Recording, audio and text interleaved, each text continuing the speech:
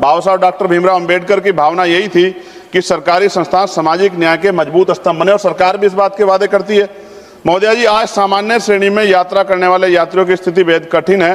ट्रेनों में अत्यधिक भीड़, लंबी वेटिंग लिस्ट, स्टेशनों पर सुविधा कमी के कारण देश की जनता त्रस्त है। ऐसा लगता है कि आम यात्रियों की समस्याओं को उतनी प्राथमिकता नहीं दी जा रही है जितनी दी जानी चाहिए। मैं कहना चाहता हूं कि रेलवे केवल अमीरों की तेज ट्रेन नहीं होनी चाहिए, रेलवे गरीब और आम आदमी की जीवन रेखा भी होनी चाहिए। जब रिजर्वेशन कराते हैं मंत्री जी तो वेटिंग नजर आता है कि वेटिंग है। जब ट्रेन में जाते हैं, क्योंकि हम तो खुद सफर करते हैं, तो ट्रेन खाली मिलती है। ये क्या, किस तरह का भ्रष्टाचार है, इस पे आपको जानकारी करनी चाहिए।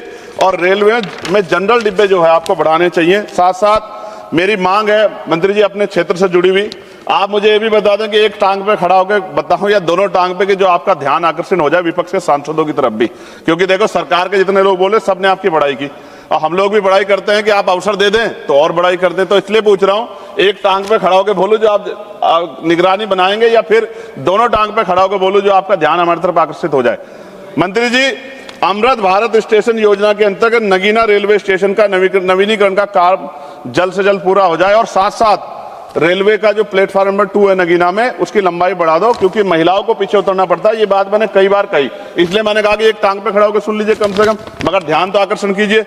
नगीना और आसपास के क्षेत्र में लाखों लोग दिल्ली, हरिद्वार और लखनऊ की यात्रा करते हैं, इसलिए आवश्यक है कि दिल्ली और हरिद्वार जाने वाली प्रमुख एक्सप्रेस ट्रेनों का ठहराव नगीना लोकसभा क्षेत्र में बढ़ाना चाहिए। नजीबाबाद नगीना धामपुर रेल मार्ग पश्चिम उत्तर प्रदेश के लिए बहुत महत्वपूर्ण है। मैं मंत्री से मांग करूंगा कि इस रेल सेक्शन को, इंफ्रास्ट्रक्चर को मजबूत किया जाना चाहिए। नगीना क्षेत्र के लोगों की सुविधा के लिए दिल्ली और लखनऊ के लिए नई इंटरसिटी ट्रेन चलाई जाए, इससे क्षेत्र के छात्रों और व्यापारियों को बड़ा लाभ मिलेगा।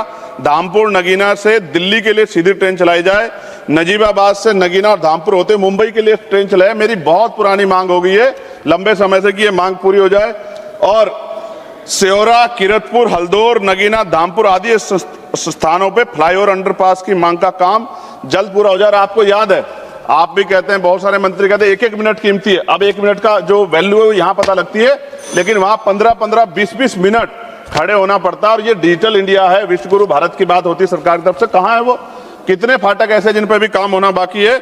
मुजफ्फरनगर में शुक्रताल में जो बहुत बड़ा तीर्थ है मंत्री जी, गुरु गद्दी अखंड ज्योति सतगुरु समनदास जी महाराज की, वहां बहुत लाखों श्रद्धालु जाते हैं, उसको भी किसी कनेक्टिविटी से जोड़िए, तो इससे अर्थव्यवस्था में भी फायदा होगा, और वहां के जो वहां मानने वाले लोग हैं उनको भी जो है वो भी आपका धन्यवाद करेंगे। अंत में मैं केवल ये बात कहना चाहता हूं कि भारतीय रेल केवल लोहे की पटरियों पर नहीं चलती है, यह देश के विश्वास और उम्मीदों पर चलती है।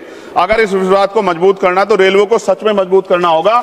और नगीना लोकसभा दूसरे राज्य को भी जोड़ती है, इधर हरिद्वार और इधर कोटद्वार, तो नगीना से होके निकलते हैं, दोनों राज्य का वो जोड़ है। मेरा आपसे आग्रह है कि नगीना की जो मांगे मैंने रखी है मंत्री जी, अगर आप इनको पूरा करेंगे तो ये स्पष्ट होगा कि आपकी कथनी और करनी में फर्क नहीं है। अगर आप सिर्फ सत्ता पक्ष के लोगों के काम करोगे तो इससे स्पष्ट होगा कि आपकी सरकार सबकी सरकार नहीं है, आपकी सरकार सिर्फ अपने लोगों की सरकार है। और जहां के लोगों ने आपके खिलाफ वोट किया है उनके अधिकारों का संरक्षण भी, क्योंकि अब तो आप मंत्री किसी पार्टी के नहीं, आपको करना ही पड़ेगा। ये भी मैं आपसे आग्रह करता हूं। बहुत बहुत धन्यवाद सभापति।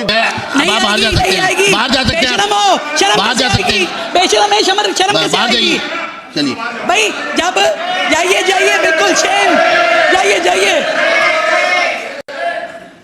जब इनकी पार्टी के मंत्री, इनकी पार्टी के विधायक, इनकी पार्टी के मुख्यमंत्री पूर्व, जब वो महिलाओं के साथ बुरा व्यवहार करते हैं, तब इन सारे लोगों के मुंह में फेविकोल चिपक गया था, तब आवाज नहीं निकलती थी। आज कह रहे हैं अन्याय हो रहा है, महिलाओं के साथ 17 लाख बहनों को 2500 रुपए मिलेंगे, अन्याय हो रहा है, इनको शर्म आ रही है। अरे शर्म आ रही है तो मैं चैलेंज करती हूं, फॉर्म पे साइन मत करना, एक भी महिला को लेने मत देना, तुम्हारी भी पता चल जाएगा कि तुम्हारी ताकत कितनी है और दिल्ली की महिलाओं की कितनी ताकत है।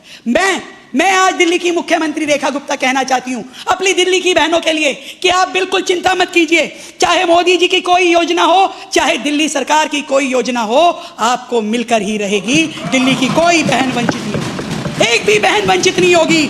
प्रधानमंत्री जी ने उज्ज्वला योजना, मुद्रा योजना, सुकन्या समृद्धि योजना, लखपति दीदी योजना, ड्रोन दीदी, प्रधानमंत्री आवास योजना, एक एक योजना चाहे केंद्र सरकार की हो या दिल्ली राज्य की हो, हर एक योजना की धुरी महिलाएं हैं। हमारी सरकार में महिलाओं का सम्मान है। और दिल्ली सरकार ने तो अपनी सब योजनाओं को, जिसका जिक्र अभी सिरसा जी ने कहा, लखपति बिटिया योजना, उन सारी बेटियों को भी हमारी सरकार के आने के बाद पैसा दिया, जो पिछली सरकारों में सालों तक दिया ही नहीं गया था। हमने दिल्ली लक्ष्मी योजना के साथ पिंक कार्ड, अनमोल योजना, 2-2 सिलेंडर जिसको हम निःशुल्क दे रहे हैं बहनों को, और जो विद्या वाहिनी बेटियों को हमने साइकिल दी।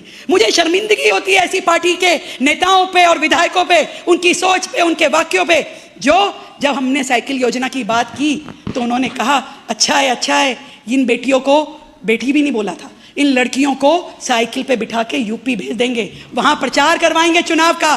धिक्कार है ऐसे नेताओं पे जिनको बेटियों के इस साइकिल में भी चुनाव प्रचार नजर आ रहा है, विद्या नहीं नजर आ रही, उनकी एजुकेशन नहीं नजर आ रही, उस बेटी को किस निगाह से ये लोग देखते हैं। मुझे इस बात पे शर्म आती है। हमने बेटियों को साइकिल दी, ये सोच के दी कि वो बेटी ये विद्या वाहिनी लेकर के अपने स्कूल जाएगी, ड्रॉप आउट रेट कम होगी, अपनी पढ़ाई करेगी। लाखों बेटियों को हमने साइकिल देने की योजना बनाई, पर हजम नहीं हो रही उनको। आशीष जी ने कहा ना कि तकलीफ तो होगी, सच में इतनी तकलीफ हो रही है कि मात्र 1.25 साल के अपने कार्यकाल में कैसे कोई सरकार अपने सारे वादे पूरे कर लेती है, कैसे सारे वादे पूरे कर लेती है। कोई एक वायदा भी हमने छोड़ा नहीं है। ये बात मैं आज इस सदन के माध्यम से कहना चाहती हूँ। ये दिल्ली की बेटियां हमारे लिए एक ऐसी जिम्मेदारी है। हम चाहते हैं कि हर बेटी एम्पावरमेंट हो, हर बेटी ताकतवर बने, आत्मनिर्भर हो, अपने सपनों को जी सके। हर बेटी के लिए हमने इतनी सारी योजनाएं दी है, क्योंकि हम चाहते हैं कि हर बेटी जो बनना चाहती है वो बने, अपनी पढ़ाई पूरी करे और खूब गर्व के साथ कह सके first in my blood line. जब वो साइंस चुनती है दिल्ली सरकार के स्कूल में पढ़ते हुए, तब वो कहती है कि first in my blood line. जब वो इंजीनियरिंग जैसा कैरियर चुनती है दिल्ली यूनिवर्सिटी के और दिल्ली सरकार की यूनिवर्सिटीज के कॉलेज में जाकर के, तब वो कहती है first in my blood line. जब वो अपना स्टार्टअप शुरू करती है और सरकार से उसके लिए पैसा पाती है, सहायता लेती है, जब वो अपने लिए कोई नया बिजनेस शुरू करती है, तब वो कहती है first in my blood line. और जब वो अपने पैसों से अपना घर बनाती है, तब वो कहती है कि first in my blood line. तब हमें खुशी होती है और हम कहते हैं हमारी बेटी एम्पावर हो रही है। दिल्ली की हर बहन, दिल्ली की हर बेटी, हमें गर्व है उन पर। और मैं कहना चाहती हूँ दिल्ली की बहनों के लिए, दिल्ली की बेटियों के लिए, उनकी डिग्निटी के लिए, उनकी हेल्थ के लिए, उनकी सुरक्षा के लिए, उनके ड्रीम्स के लिए दिल्ली की ये सरकार उनके साथ खड़ी है, उनकी ये मुख्यमंत्री बहन उनके साथ खड़ी। नमस्कार, स्वागत है आपका खबरों की दुनिया का बेताज बादशाह, जो दिखाता है सच बिना किसी डर के। यूपी की हर हलचल, हर खबर सबसे पहले और सबसे सटीक, सिर्फ उत्तर प्रदेश समाचार किंग पर। खबर वही जो आपको प्रभावित करे।